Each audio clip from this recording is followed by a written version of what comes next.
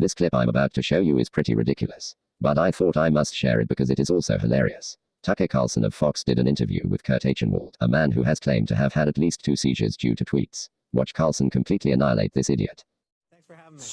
So I've been reading your stuff for, 20 years probably, but in the last year, I've noticed an increasing, I think it's fair to say, partisan turn from you. And so I looked up your bio, and it describes you as a senior writer at Newsweek, which suggests journalism. Do you believe that you're practicing journalism? When did you stop beating your wife? What are you talking about? Well, I'll show you what I'm talking about. I read your Twitter feed, and this is the kind of stuff I'm reading on it. At one point, you ask of conservatives, why do they hate America?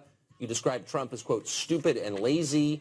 You refer to dumbass Trumpers. You say this to Kellyanne Fitzpatrick. F you. You say this to Trump voters. Hold on here, yourself. Tucker. I mean, one of the things I want to make sure of, you have a real habit of taking a lot of things out of context. I can read you the tweets. And so if you're going to talk about a tweet, let's talk about a tweet. Read me what it says, and we can talk about it. But let's not just sit here and take a couple of words here and there. Now, if you're talking about the Okay, would you want me to read you some of your tweets? Read me one. Let's talk about the one that bothers you the most. Well, I mean, there are a lot, and it's not that they bother me. But I can't answer a question about a lot of tweets. Give me an answer. Give me a question. Well, you're entirely entitled to your opinion. My only point is that you ought to label yourself as what you are, which is an advocate. And so you say things like this. How can Trumpsters defend a president? Let's stop for a second. You won't give me an example. I'm trying to give you one right now. Then give me. Here, you know what? Let's play the game another way.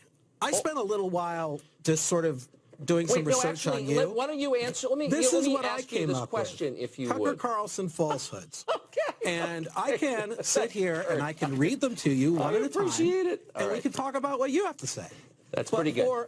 Sorry to interrupt, but I'm not quite sure if I'm seeing this right. Is this real life or have I really gone mad?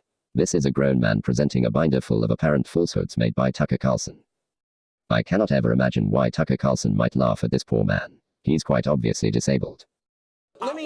You can give me an example of what you're talking about. Well, I'll give you a perfect example. You wrote this on September 12th of this year. You said, this is a tweet, I tweet so many attacks on our bad, lazy work of the press, I doubt I'll ever be voted to win a journalism award again, which is also a humble brag, by the way. But the next day you say, quite ironically, and I'm quoting, I believe Trump was institutionalized in a mental hospital for a nervous breakdown in 1990, which is why he won't release his medical records. Do you see a little irony that on one day you're criticizing the press for being lazy and inaccurate, and the next day you yourself are being lazy and inaccurate? Let me give you what the question is the journalist would ask. Sorry mates, have to interrupt again. But this fat sack of shit has the tenacity to say this is what a real journalist would ask while getting interviewed by a real journalist. Carlson is quite opinionated on a lot of things, but he is not a partisan hack like this tub of miserable lard. I will try to continue to play the rest of the video, but I may inevitably have to interrupt again. I'm still having trouble comprehending what I'm witnessing. A journalist would ask the question, why did you send that tweet? I will answer it for you now. I've been covering Donald Trump. I started writing about him in the late 1980s. At that time, I obtained his medical records from his real doctor, not from this guy who sent out a medical report then. It showed that in 1982, he was given a very heavy prescription for an amphetamine derivative, and he remained on that prescription for many years. I knew from people inside the Trump organization that they were deeply concerned about his condition, that he was getting reckless, that he was getting impulsive, that he wasn't sleeping, that he was speaking with these sort of great variations of grandeur, that he could do anything. And in 1990, because he did so many deals that were so reckless, his whole empire was going into bankruptcy.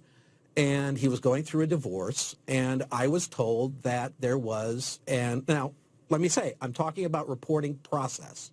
So I'm saying, here is what I was told. Was he in a mental hospital or not in 1990? You allege that he was. Was he or wasn't he? He wasn't. I mean, Tucker, if you don't want me to answer the question, I'm asking you the question. Was he in a mental hospital in 1990 or not? Another interruption. I cannot believe the level of mental acrobatics this dipshit is going through to explain his false tweet. He keeps telling Carlson that unspecified sources confirm these claims. This man is a complete lunatic. Talk about fake news. I mean, Tucker, if you don't want me to answer the question, I'm asking you the question. Was he in a mental hospital in 1990 But I would or like to answer the question. You've made an accusation. Let me answer. No, I read your tweet. So in 1990, I was told that there was essentially a breakdown. I'm giving reporting process here, okay? Clearly, I didn't print it. I also thought Trump was a private individual and that it didn't matter, you know. Well, you printed it right here. And that and this was as a result of the amphetamine derivatives that he was taking.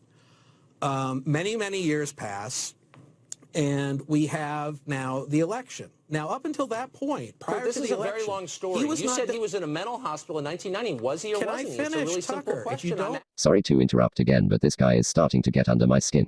Tucker asked a simple yes or no question. He didn't ask for your personal Donald Trump fan fiction. Answer the damn question. Show some solid proof or be a good boy and admit out loud that you were distributing false information. Tucker, would you like me to answer the question or not? If the answer is no, say so. Please succinctly answer the question. You want an answer if you won't let me answer the question. Kurt, we can go back and say, oh, here are Tucker Carlson falsehoods. Let's go through them one at a time. Kurt. Honestly, I don't know whether to laugh or to cry. This is the second time this pathetic epileptic blob has referred to a binder literally labeled Tucker Carlson's falsehoods. I'm almost inclined to believe it was Eichenwald himself that spent all the time in the mental institution. Just imagine him spending all the time thinking about Trump.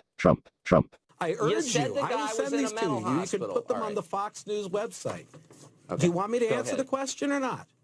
Just give me a yes or no. Do you want me to answer the question? Yeah, I want you to answer this question. Was he in a mental hospital in 1990, as you allege, or was he not? Let me answer the question. Go ahead.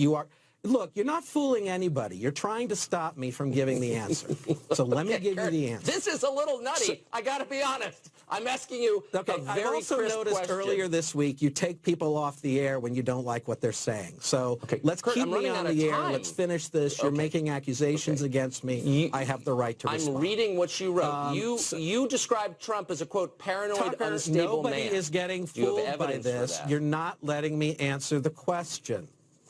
Okay. So I think that you're humiliating yourself by your unwillingness to answer a simple question. So please answer it. I am trying to answer the question. Do you have evidence he was in a mental hospital in 1990, or don't you? Reality is not always able to give you a yes or no answer. If you don't, look how much time we are wasting with me trying to say, let me answer your question, and you refusing to allow me to do it. I'll go crazy. So I will continue. All right. What happens then when we get to I begin to see Trump's behavior got very normalized in the 2000s.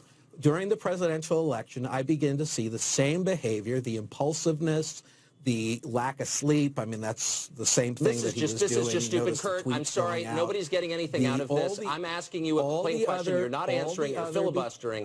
Let's move on to something else. Can you stop? This is not interesting. No, Tucker, let me ask. I am not allowing you to make an accusation and then I'm not making an accusation, Kurt. That is obscene. It is not asking you to substantiate a claim that you made. If you want to have a dialogue, don't have guests. I think we can all agree when I say this guy is an absolute arsehole. Who is he to talk about having a dialogue when he's the one relentlessly interrupting Carlson, who, might I add, is conducting the damn interview? This fat sack of misery is treating Carlson like a child while simultaneously acting incredibly childish. This has to be one of the most pathetic displays of humanity I've ever seen. I'm almost ashamed to be part of the same species as Kurt Eichenwald. Don't have guests. So Can I just ask you one last question? And nobody's getting fooled. You're trying to stop. How can Newsweek employ you as a reporter, Kurt, when you're throwing lines like this around that are untrue, that you can't substantiate, when you say to the president's spokesman, F you, that's not the behavior of a reporter. Okay, let's go here. Let me take one for you. How can Fox News employ you? You really want to do this? Do you really want to play this game, or do you want me to answer? Performance art. I've never had an interview like this in my life. I really have to hand it to Tucker Carlson for putting up with this vapid lunatic with such grace and wit. Were it not for Carlson, this video would have absolutely no comedic value. Newsweek.com if you want. I can tweet it all out if you want. I'd like you to put it up on the Fox News website. Or you can let me answer your question. I think you may be coming undone.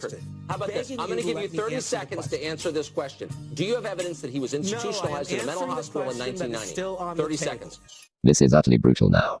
Carlson has given this clown far more airtime than he deserves, so he's resolved to asking Kurt the same way he might ask a 4-year-old or a game show contestant.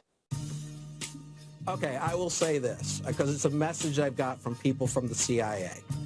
I know a lot of officers, I know a lot of agents, I've been in their homes, and they're really delivering this to you and to Donald Trump. These are people who have sacrificed a lot for this country. They go through into the CIA every day. They walk past that wall with 117 I get it. What's the message? Stars. If you're going to say that we can't talk about the fact that there are 117 patriots whose lives have been lost serving this country, that's fine. I'm starting to have concerns about you, Kurt. Right now, tell me what the secret message from the CIA is. Who are putting their lives on the line, who are to be sources of information for the CIA. That information is coming in. That information is then being put together by analysts who are not well paid, and they do very hard work, and they do it because they are patriots. I'm sorry, we're out of time, Kurt, and I don't mean this in a cruel way. I would have real concerns if I were one of your editors, and I mean that. I'm not calling anyone a liar, but I am saying I'm concerned about your behavior on this show tonight. But thanks a lot for joining us. That's because you won't let me answer your questions. I don't think anybody's fooled. Now that we've finally reached the end of the dreadful interview, I'm going to calmly analyze exactly what happened here. Tucker Carlson asked Kurt Eichenwald a simple question, and Kurt Eichenwald had a seizure and threw his journalistic career down the drain. The end. I hope you've enjoyed this video. If you did and you want to see more like it, then subscribe to Professional Mooch and smash that fucking like button.